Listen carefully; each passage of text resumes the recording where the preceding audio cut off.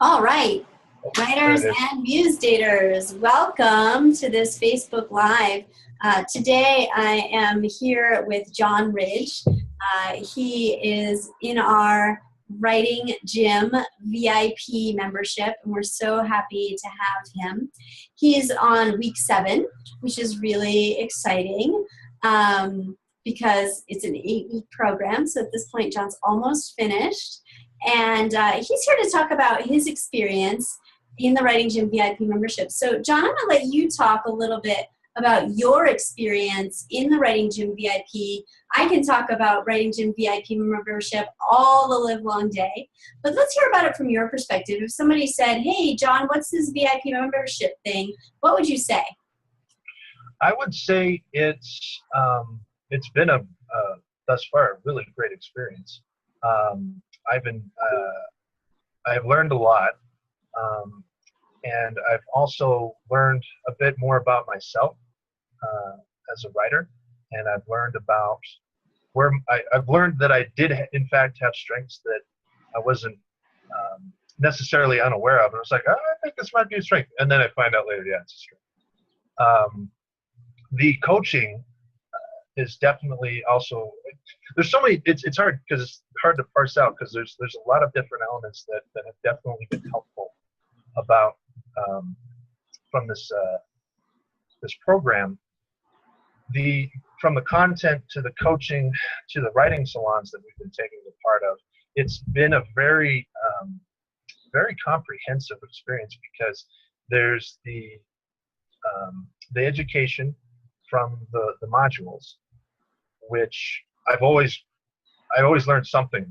I always learn. I mean, and then you also find out, oh yeah, you do know things, which is also important. This is, and the thing that's also very important about this program is that you learn that you do have your writer potential. You do have something to work with. This is a worthwhile activity, and that's solidified too from the personal training sessions, because you set your goals, and you set your goals based on what you think you can accomplish, and then because it's every week, you can reassess every week and say, hey, okay, I hit it, and I think I can do better, or I didn't hit it, but I didn't hit it for this reason, so let's not beat ourselves up over it. Let's reassess, make sure that was a realistic goal. Generally, it usually is. It's just that sometimes life gets in the way, things pop up out of nowhere. But the goal is to make sure that you say, okay, I am writing, I am moving forward, and we are making progress. And for me especially, that's been helpful because by setting these goals with the accountability, I've actually started to develop habits that I didn't previously have, which has been helpful. I'm definitely somebody who falls into the category of world builder's disease sufferer. I don't know if everybody suffers from this, but that's sort of where you sit down and you're like, oh, okay, I'm going to do some stuff. And you get on Wikipedia, and then 5 hours later, you haven't accomplished anything, but you know some of the most minuscule minutia information about the most obscure subjects, and it may or may not ever actually end up in your work. You know things, but you don't necessarily, you're not able to apply them. But I've been able to use these goals to get a handle on that kind of thing. And it also is an empowering thing, because then you say, oh, well, maybe I don't need as much research time as I think I did. Mm-hmm. Or you can be a little bit more selective about what you actually need to be researching. Because definitely that is something that gets pointed out. I don't know if I want to talk out of class, but it's a form of procrastination, maybe. And what's good is that it's helped to at least provide me with some focus on what I need to properly be focusing on and be more productive, because I have been hitting my goals, and I do have a clearer idea of where I'm going with my current work in progress. Pardon me. And that has been very valuable. it's one, I mean, because anybody can, you can sit there and get a reading list. Here's how to do grammar. Here's how to do this. But this is a side that doesn't always get covered in that kind of content, where it's like, okay, you're doing the work, but are you doing the work, so to speak? So I think it's definitely for people who need that focus or need that sort of direction from, people who are here to help guide you along the way. Yeah. But it sounds like there have been a lot of benefits for you from being in this program. And, not only that, you said something that I thought was really important around finding out what your strengths were. Yeah. And, so many writers talk about, I don't know if my writing's good enough. I don't know if I'm going to get published. So what was it, you think, about the Writing Gym VIP membership that helped you to see that you are a strong writer and what it is that you're strong at? Well, because I don't have an English degree, there's always going to be a bit of the imposter syndrome that I'm dealing with. There's always going to be that sort of, oh, I haven't read enough books, or I haven't read all the books, and by learning what's being taught in the Writing Gym, I'm more confident that that's not going to be what holds me back. What's probably going to be holding me back is my own limiting beliefs.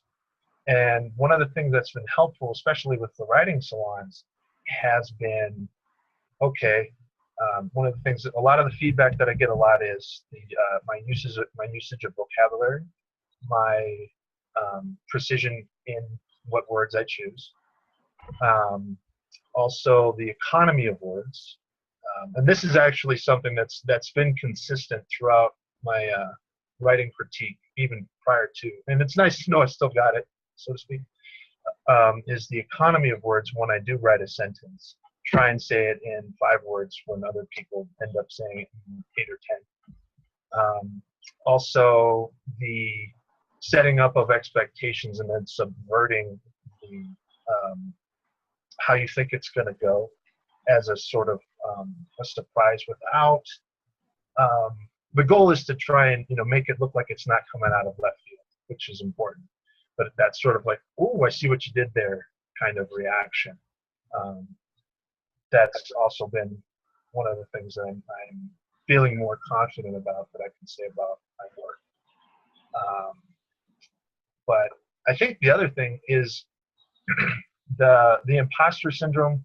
It's going away more and more. And I think the other thing that's important to mention is the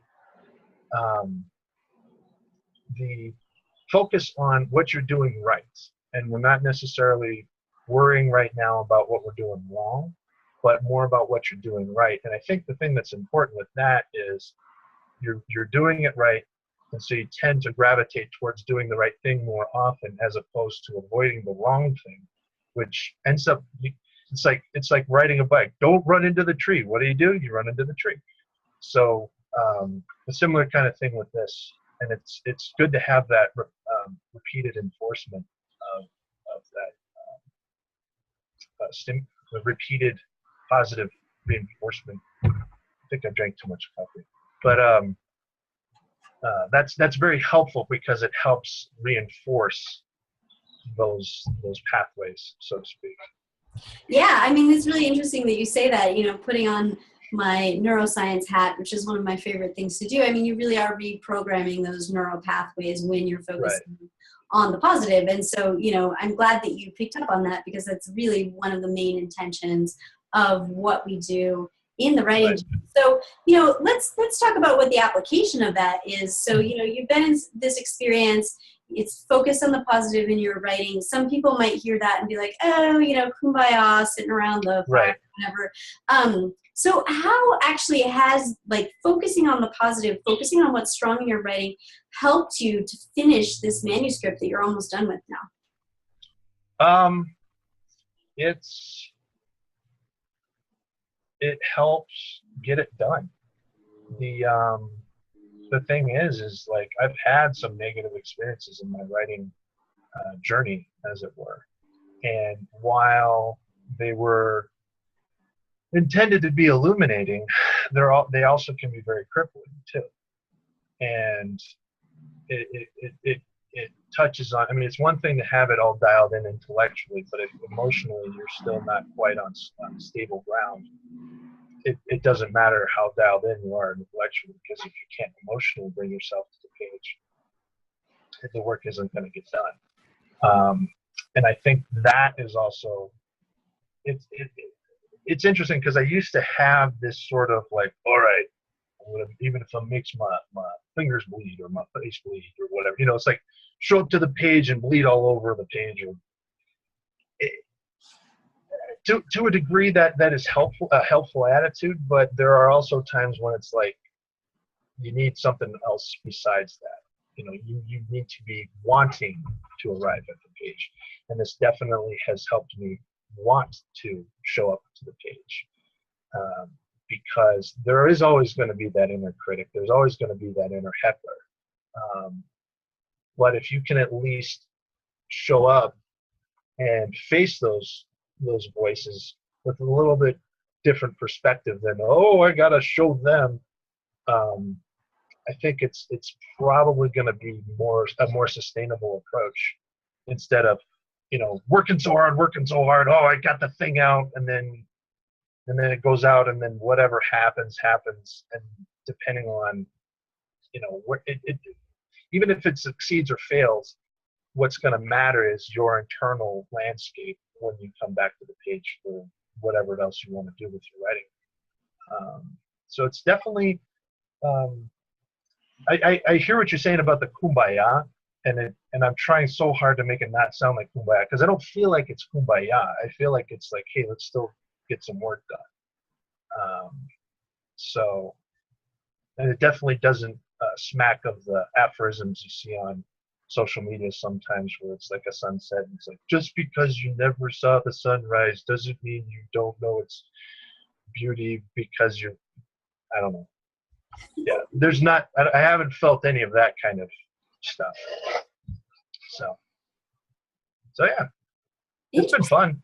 Yeah, it sounds like it's like got the right balance of a supportive environment, but like let's get down to business. Right. And I mean, it's for me, it's just been nice to come back to enjoying the act of writing, like enjoying it, like doing it because you enjoy it, and not because you feel like you have to do it, which is important, I think. All right, so does it work?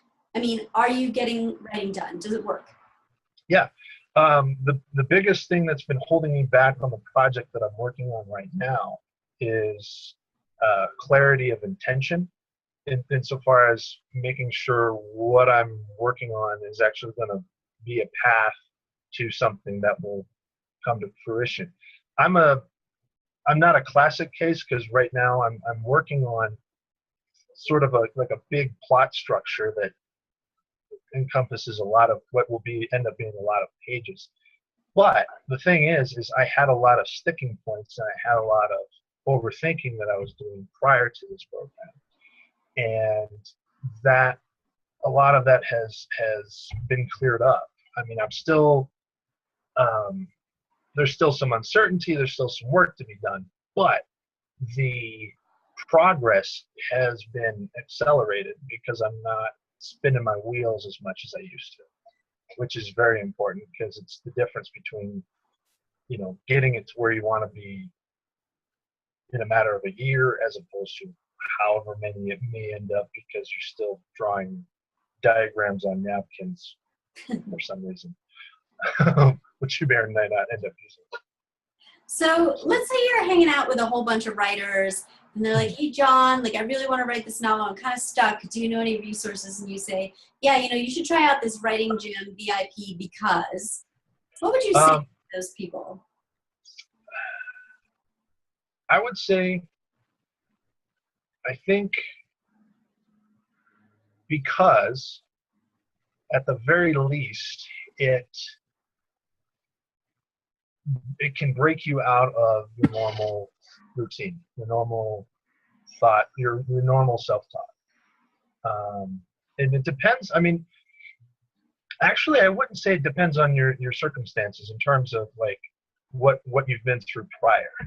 Because I had a writers group that I had worked with, and it was great for a time, and after a while, I wasn't quite getting out of it what I needed.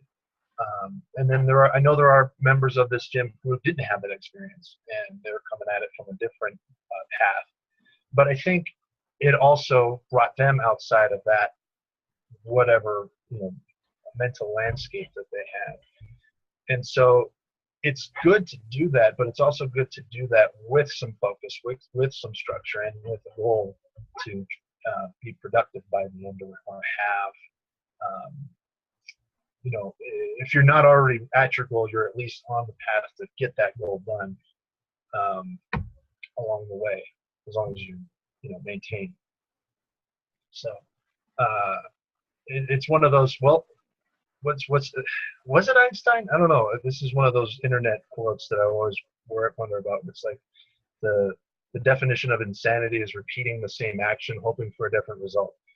This would definitely be that sort of. Let's do a different action. Maybe we'll get a different result. Yeah, and it sounds like maybe like the positivity angle gives it a whole new lease on right. Right. Right. It's not like maybe some other writing groups that you've done. Does that sound accurate? Well, and then there's also the whole bit. There's this notion, this romantic notion of the tortured artist or the tortured writer, where it's like, I can only create unless my soul has been torn and stained. And I don't know if that's necessary. I mean, I think it happens anyway, but you don't necessarily need to be picking at your scabs all the time. And I think the positivity angle definitely would help break out of that. And certainly, I think, especially if somebody is one of those, like I can only create when I'm in pain. It's like, dude, just try it this way and see if maybe we have a different outcome. Maybe you're not writing weird poetry all the time. I don't know, but yeah. I definitely think it's a valuable way to approach it. Gotcha. So it's more sustainable. You're talking about positivity, and I'm thinking about feedback. So how are you getting quality feedback on what you're actually writing that isn't just like, I really like your book? Like how are you getting the kind of feedback that's moving your writing forward? Well, the thing, it's been mentioning the actual thing that I'm doing. Whether it's not just, oh, I like this because it moved me.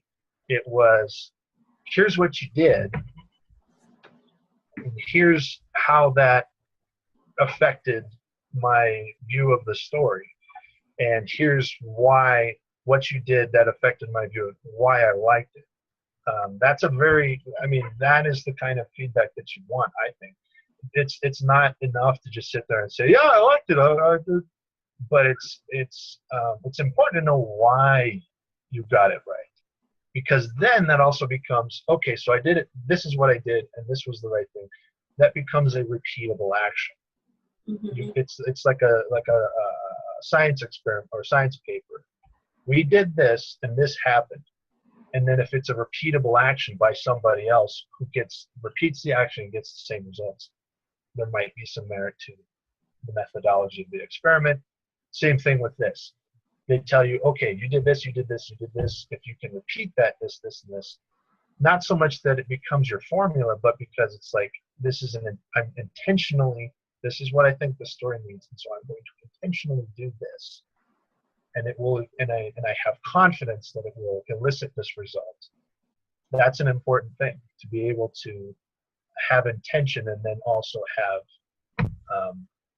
reaction. Now, obviously, you send it out to 100 people, you're not going to hit everybody the same way. But I mean, at least at the end of the day, you hit a point where you're not just sort of throwing words on the wall and hoping something happens, which is not a good place to be.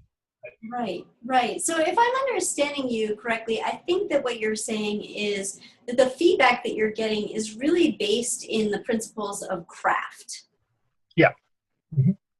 Great. Yes. That sounds amazing. So, like you talked about talking out of school. So, you mentioned a whole lot of elements around like accountability and writing salons and, for those people on the outside, why don't you just tell us like what is your favorite part of the writing gym and why? What impact that's had on your writing? I would say my absolute, if I had to pick the favorite would be the salon. Mostly because the feedback is immediate, which is not something a writer is used to. Usually it's, oh, hey, could you read the thing?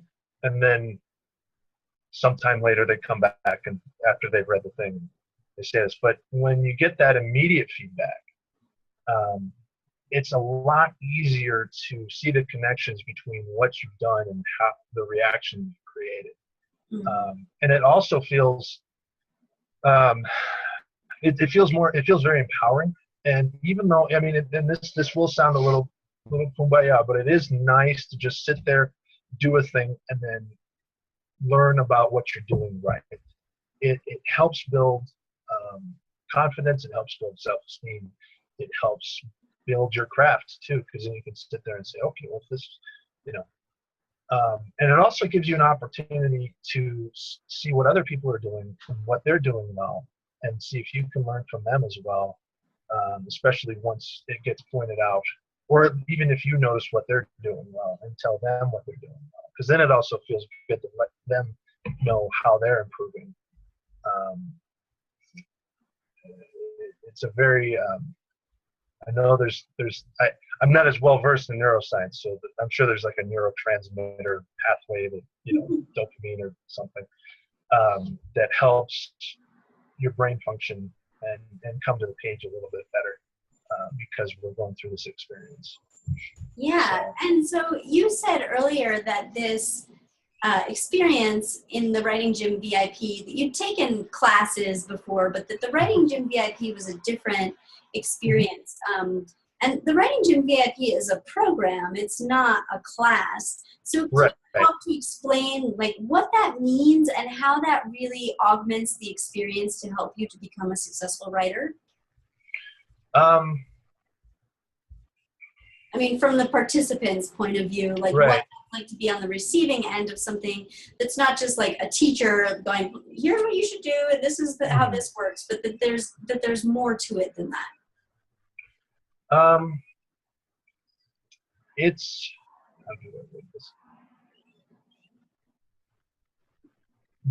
There's time you spend away, obviously, because you still have to, when you're setting the goals for the personal training, you have to do stuff.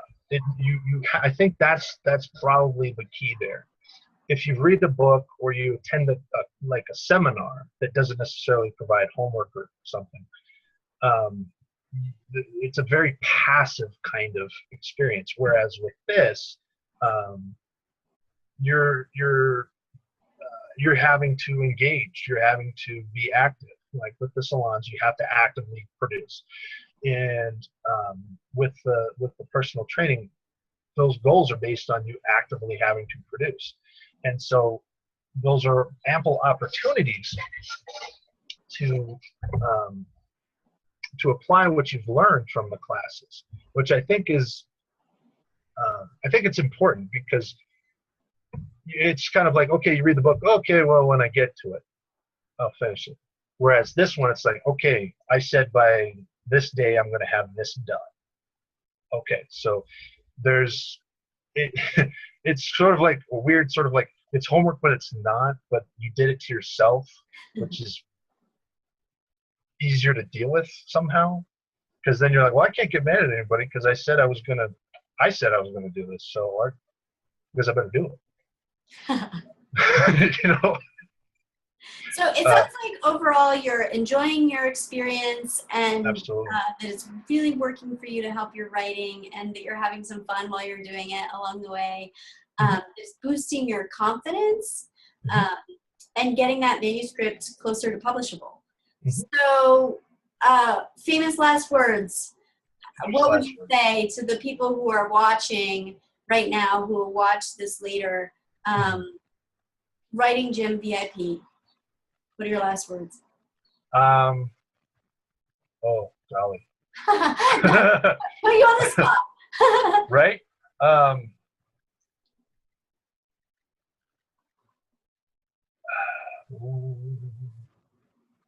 I would say,